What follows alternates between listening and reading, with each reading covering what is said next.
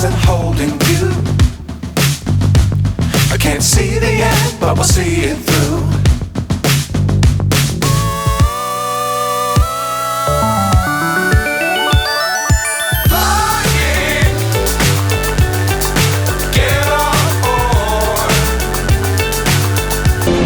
तो एक बार सभी को जय हिंद। और आज हमारे साथ अभी जो एसएससी जीडी का 2022 में जो एग्ज़ाम हुआ था उनमें एक कैंडिडेट सेलेक्ट हुए हैं बीएनए जो भविष्य निर्माण एकेडमी है वहाँ पर। तो आइए इनसे बातचीत करते हैं भैया से कि किस तरह से इन्होंने पढ़ाई की और क्या क्या चीज़ें रहीं और कब इनका एग्जाम। को कोई डाउट बन सकता है तो आप लोग डायरेक्टली पूछ सकते हैं। तो क्या नाम भैया आपका? मेरा नाम रवि कुमार। Yes sir. कहाँ से आते हैं सर? मैं गया बिहार का हूँ। गया बिहार से। तो क्या क्वालिफिकेशन है आपकी? आपने क्या क्या पढ़ाई और डीसीए टाइपिंग बस। अच्छा, तो जो एसएससी जीडी का फॉर्म आया था 2022 में तो आपने फिल किया, फिर उसके बाद किस तरह से आपने तैयारी की, क्या क्या प्रोसेस है, कितने राव मार्क्स आपके बने? तैयारी तो मैंने वो रात में करता था, खास करके दिन में हमें टाइम मिलता नहीं था। अच्छा। तो मैं रात ही में करता था अधिकतर दिन। और राव मार्क्स के बारे में मेरे 130.5 थे। 113.5 मार्क्स थे। तो उसके बाद नॉर्मलाइजेशन में आपके कितने मार्क्स बढ़े थे? नॉर्मलाइजेशन करके 190.4 हो गए। 119.4। तो ओवरऑल आपने अटेम्प्ट कितना किया था वहाँ पर? अटेम्प्ट मैंने शायद 78 अटेम्प्ट किया हुआ था। अच्छा, तो जो साथी आपके, तो काफ़ी साथी होते हैं कि एग्जाम देने जाते हैं काफ़ी घबरा जाते हैं, क्या कहेंगे किस तरह से आपने पढ़ाई की और कितना टाइम देते थे आप पढ़ाई करने में? टाइम ज़्यादा नहीं मैं देता था, 3 से 4 घंटे बस, क्योंकि टाइम मिलता है और रात में कितना कोई पढ़ेगा। तो 3 से 4 घंटे आप टाइम देते थे? हाँ, 3 से 4 घंटे टाइम दे देते थे। उसके बाद दिन में अपने और भी काम होते हैं तो वो भी अपना करते थे। तो जैसा कि 80 मार्क्स का 80 क्वेश्चन थे आपके, 160 मार्क्स के थे, ठीक है। तो इसमें से कौन सा आपका वीक पॉइंट था, कौन सा टॉपिक आपके, कौन सा सब्जेक्ट आपका वीक था और किस तरह से आपने उसको तैयार किया? वीक मेरा वो जीएस है। जीएस मैं याद करता भूल जाता हूँ, मतलब बस याद करते थे भूल जाते थे। तो किस तरह से उसको तैयार किया, क्या स्ट्रेटजी अपनाई आपने? फिर कोई कोचिंग वगैरह ज्वाइन किया या फिर यहीं आ रहे? कोचिंग तो मैंने जब कानपुर में आया रहने 2018 से यहाँ रह रहा हूँ, तो मैं ढूंढा कहीं पे कोचिंग ढूंढा मैंने। वैसा कोचिंग हमें चाहिए था जो सेट प्रैक्टिस करवा सके और बस यही मिला हमें। क्योंकि मैं इधर भी गया रामा देवी तरफ, कहीं नहीं मिला और कुछ कोचिंग मिले जो बहुत दूर थे यहाँ से, शायद पता नहीं। तो मॉक वगैरह देते होंगे या फिर मॉक टेस्ट वगैरह देते थे, यहाँ कराया जाता था? नहीं, मैं यहीं करता था, ऑनलाइन नहीं। ऑनलाइन से ऑफलाइन करते थे, एसटी वगैरह देते थे। तो जीएस का यहाँ पे क्या देखने को मिला आपको कि कितने मार्क्स इंक्रीज किए फिर आपने? जीएस में इंक्रीज क्या, मैं जो पढ़ाई करता था बस वही याद करता था, इंक्रीज नॉर्मल ठीक था। तो उसके बाद बात करें कि और अदर सब्जेक्ट्स में जीएस में आपके कितने मार्क्स बने थे? जीएस में सर मुझे याद नहीं आ रहा, ऐसे कुछ 8 नहीं तो 13 थी। 13 हाँ 13। अच्छा, उसके बाद जो मैथ्स, रीजनिंग और हिंदी को कैसे तैयार किया फिर आपने? हिंदी तो हम मातृभाषा है तो मैंने उसकी तैयारी नहीं की थी, बस हमें पता था कि मैं नॉर्मल मार दूंगा उसमें। अच्छा। मैंने बस मैथ रीजनिंग प्रैक्टिस करते रहता था, मैथ रीजनिंग खास कर।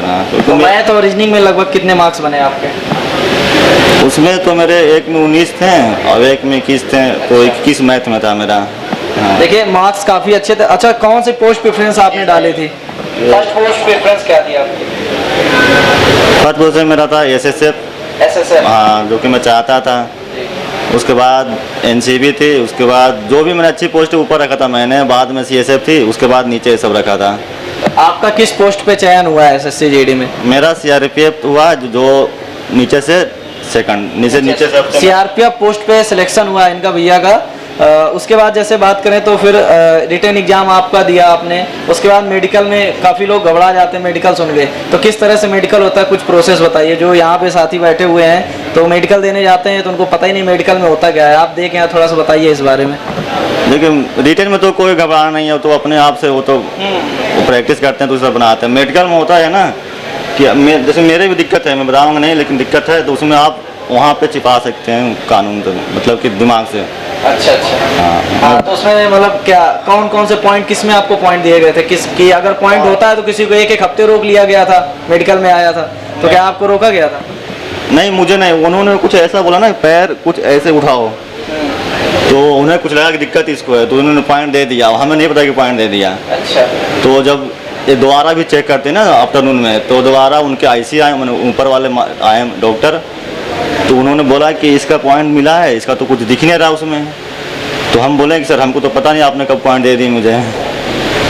तो उन्होंने जब ऐसे खड़ा किया तो देखा, तो बोला कोई दिक्कत नहीं, इसको सुला के चेक किया पूरा, तो भी कोई दिक्कत नहीं मिला, बोला इसको फिट कर दो।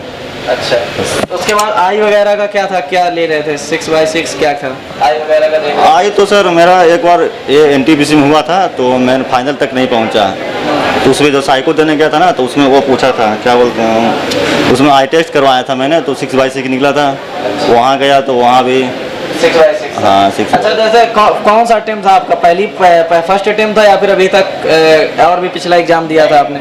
मेरा ये सेकंड था, फर्स्ट था 2018 का। 18 का। तो फर्स्ट वाले में क्या हुआ फिर? इस क्या चीज़ें रह गई थी उस वाले में जो इसमें आपने पूरी की? उसमें था ना कि काफ़ी लोग एक बार दे देते, नहीं होता है तो फिर कहते हैं अब नहीं पढ़ेंगे। तो बताइए थोड़ा सा इनको भी। ऐसे नहीं करना चाहिए। जैसे मैंने 18 में दिया था, तो उसमें मेरे 84 नंबर थे जी। 78 में लाया था और 6 नंबर मेरे बड़े थे जी। तो 84 था। तो मैं रनिंग तैयारी करता था इधर नेंद्रा ग्राउंड में, कर लिया। उसके बाद जब वहाँ गया दौड़ने के लिए, तो दौड़ निकाल लिया मैंने, क्योंकि पहले दौड़ होती थी पहले की। उसके बाद उन्होंने हाइट मापा, हाइट में पास तो मेरा, वो जो चेस्ट मापा, चेस्ट में पास। उसके बाद उन्होंने बोला फुलाने के लिए, अब हमें फुलाने का आइडिया मैंने पता नहीं था। चेस्ट नहीं फुला, चेस्ट की मेडिकल में बाहर हो गए थे आप, तो चेस्ट में फुला नहीं पा रहे थे कि 5 वही होता है लगभग 5। आइडिया नहीं था ना कि कैसे फुलाते हैं, बस अब इस बार प्रैक्टिस किया मैंने यूट्यूब से सारे। अच्छा। कैसे फुलाते हैं कैसे। अच्छा, तो इसके बाद बताइए कि जैसे कि तैयारी की मॉक वगैरह ऑनलाइन ऑफलाइन देते थे, तो यहाँ पे मतलब कोचिंग में देते थे ST वगैरह, या फिर यहाँ का कैसा आपको सपोर्ट मिला? यहाँ के टीचर्स वगैरह ने कैसे आपको सपोर्ट किया, कुछ बताएं इस बारे में। यहाँ पे हमें सबसे अच्छा लगा सेट प्रैक्टिस, बहुत अच्छा लगा हमें, क्योंकि मैं चाहता था कि ना कि हमें कोई रोज़ सेट प्रैक्टिस करवाए। क्योंकि आप तो पढ़ लेते हैं, लेकिन सेट प्रैक्टिस नहीं करेंगे तो आपको पीछे वाला मैंने भूल जाएंगे। सेट प्रैक्टिस होता रहता है, तो जो चीज़ें आपको याद नहीं आ रहा है उसको आप याद आ जाएगा आपको, अच्छा इसका आंसर ये होता है। देखिए, सेट प्रैक्टिस काफ़ी इम्पॉर्टेंट है, और जो सेल्फ प्रैक्टिस से ही काफ़ी चीज़ें क्लियर होती हैं। तो मॉक वगैरह भी आप टेक्स्ट बुक से मॉक वगैरह दे सकते हैं, मॉक वगैरह से। तो यानी ये बताइए, जैसे कि पहले एग्जाम देते थे तो नंबर कम बन रहे होते थे, फिर प्रैक्टिस से कितना इंक्रीजमेंट हुआ आपका स्कोर लगभग? अगर यहाँ पे प्रैक्टिस सेट नहीं होता तो मैं नहीं आता पढ़ने, बिना प्रैक्टिस सेट के कुछ नहीं होता। बहुत नंबर बढ़ते हैं। प्रैक्टिस सेट आपने किया, उसी का ये परिणाम है कि लगभग आज सिलेक्शन हो गया आपका। बस हाँ। अच्छा, तो उसके बाद जैसे तैयारी लगभग काफ़ी दिनों से आप कर रहे थे, तो घर वालों का भी थोड़ा प्रेशर रहता होगा, तो उसको किस तरह से हैंडल किया? क्योंकि सभी लोग तैयारी कर रहे हैं, बाहर रह रहे हैं, तो किस तरह से उसको मैनेज किया, बताइए। मैंने मतलब मैं पहले पढ़ाई नहीं करता था ना, मैं बता रहा हूँ अपनी बात है, तो उन्होंने शादी करवा दी मेरी। अच्छा, शादी हो गई है आपकी? पढ़ाई नहीं करते थे, शादी करवा दी। ये लगता है ये पढ़ेगा नहीं तो शादी करना। फिर आगे क्या हुआ? अब उसके बाद जिम्मेदारियां बढ़ने लगी, फिर मैं पढ़ाई करने लगा। मैं जिम्मेदारी बढ़ी और फिर पढ़ाई। तो स्टार्टिंग में क्या स्कूल वगैरह का क्या सीन था, कि जाते थे कि नहीं ऐसे ही बस? मैं क्लास 8 तक कोई पढ़ाई नहीं करता था, मतलब कि कुछ में आता नहीं था। अच्छा अच्छा। 8th के बाद पढ़ाई? 8 के बाद जब मैंने हाई स्कूल गया, उसके बाद मेरे पता नहीं, या तो टीचर ने हमें दिमाग दी और बस दिमाग मेरा खुला, तब से मैं पढ़ाई करने लगा। देखिए, 8th तक पढ़ाई नहीं करते थे, 8th के बाद स्कूल जाने लगे, और वहाँ से फिर इनका दिमाग डाइवर्ट हुआ और फिर ये पढ़ाई करने लगे, और उसी का परिणाम है कि आज इनका सिलेक्शन हुआ। तो लगभग काफ़ी दिनों तक आपने तैयारी की। काफ़ी लोग नर्वस हो जाते हैं कि इतने दिनों तक तैयारी कर रहे, एग्जाम नहीं निकल रहा है, इतनी पढ़ाई कर रहे हैं, फिर भी कुछ नहीं हो रहा है, फिर क्या कहेंगे? काफ़ी दिनों तक आपने भी तैयारी की? हाँ, मैं 2013 से तैयारी कर रहा हूँ। 2013 से? मेरे से ये मेरी दूसरी एग्ज़ाम है जो मैंने क्वालिफाई किया फाइनली। बाकी और मेरी इंग्लिश बहुत कमज़ोर थी और है भी अभी। बस। अच्छा, तो जैसे कि ये बताइए कि जैसे आपने एग्ज़ाम सेंटर गए, एग्ज़ाम दिया, उसके बाद क्या लगा जब आप वहाँ से एग्ज़ाम दे के आए? तो क्या लग रहा था आपको कि कितने मार्क्स आपके बनेंगे? आंसर की वगैरह चेक की होगी आपने? आंसर हमें लगा कि मेरे नंबर काफ़ी आएंगे, लेकिन कुछ GS ही मेरी मार कर गई। GS और थोड़ी हिंदी, जो बाद में देखा कि वो था कुछ, बस दिक्कत हो गया था। अच्छा, थोड़ा सा ये पूछना चाहे, घर वालों का सपोर्ट मिला कि आपकी वाइफ का ज़्यादा सपोर्ट मिला? आप वाइफ साथ में रहते हैं तो वही मदद करेगी। जी। हाँ, फैमिली तो मैं तो उनका भी है, लेकिन ज़्यादा आप जो नज़दीक में रहेगा वही तो आज ज़्यादा। आप एसएससी जीडी में सिलेक्शन हुआ आपका, तो श्रेय आपको किसका देना चाहेंगे कि किसने आपकी ज़्यादा मदद की और जिसकी वजह से आज आपका सिलेक्शन हुआ है, किसको अपना श्रेय देना चाहेंगे? मैं तो घर वाले को ही दूंगा। यहाँ पे आपको जब कोचिंग आप आए तो यहाँ फिर आपको कितना इंक्रीजमेंट देखने को मिला कि कुछ बहुत टीचर्स ने भी आपकी हेल्प करी होगी? टीचर हमें यहाँ पे सभी लगभग अच्छे लगे। मैथ सर जो है पढ़ाते थे वो तो चले गए वो कहीं, वो पता नहीं। उसके बाद संदीप सर से मैं रीजनिंग पढ़ा हूँ। मतलब यानी कि आप यहाँ आए और लगभग आपका काफ़ी इंक्रीजमेंट देखने को मिला जब से आपने यहाँ पे ज्वाइन किया, और काफ़ी अच्छा रिजल्ट रहा इनका। तो थोड़ा सा जो हमारे साथी हैं बैठे हुए हैं, इनको थोड़ा सा बताइए कि जो अभी नेक्स्ट एग्ज़ाम है उनके लिए कैसे तैयारी करें, और जैसा कि आप दिन भर दूसरे भी काम होते हैं तो उसके साथ में पढ़ाई कैसे करें, थोड़ा सा बताइए। काफ़ी उसके बाद ये लोग तैयारी करते हैं और फिर इसके बाद पढ़ते नहीं हैं, क्या चीज़ें रह जाती हैं, पढ़ाई करना बंद कर दें तो एग्ज़ाम नहीं निकलता है, तो थोड़ा सा इनको गाइड करिए। नहीं, आप जो फार्म भरे ना, खासकर उसकी जरूर तैयारी करें। अगर आप जीडी का फार्म भरते हैं तो आप जीडी की तैयारी करें, नहीं तो ऐसे कोई रिजल्ट नहीं हो पाएगा। अगर आप एसएससी के फार्म भरते हैं तो उसमें इंग्लिश आती है तो इंग्लिश की तैयारी करें, मैथ रीजनिंग आती है, जीएस आती है। अब आप आप एसएससी की फार्म भरते हैं, सीजीएल एचएसएल की, और आप हिंदी क्लास करते हैं तो आपको दिक्कत होगा। यानी कहने का मतलब सीधे जिस चीज़ का आप फॉर्म भरें उसकी बेहतरीन ढंग से तैयारी करें, पूरा फोकस आपका उसी पर होना चाहिए। अच्छा, एक और क्वेश्चन है लास्ट आपका, आपकी पोस्टिंग कहाँ पर इस टाइम, या जो है उसके बाद ज्वाइनिंग कहाँ पर होगी आप? अभी तो वो मंडे को चलेगा पता। अच्छा, मंडे को, अभी ज्वाइनिंग आई नहीं।